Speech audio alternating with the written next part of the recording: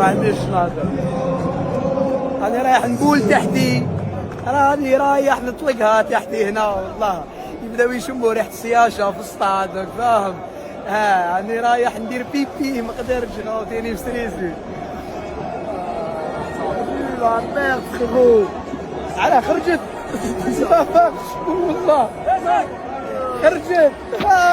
انا بغيت غير نعرف حاجه واحده، هاد السيد حالته كيفاش دايره وكيفاش كيعيش بهذا المستوى المنحط؟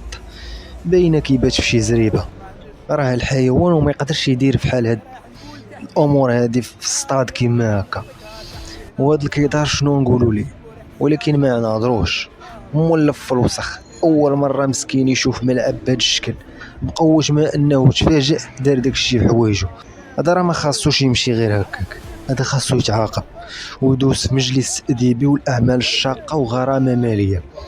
راه كل حاجه عندها قوانين، الملعب عنده قانون داخلي وكيقول لك اشنو دير واشنو ما ديرش، وهذا في هذه الحاله راه خرق القانون. شنو نديرو معاه؟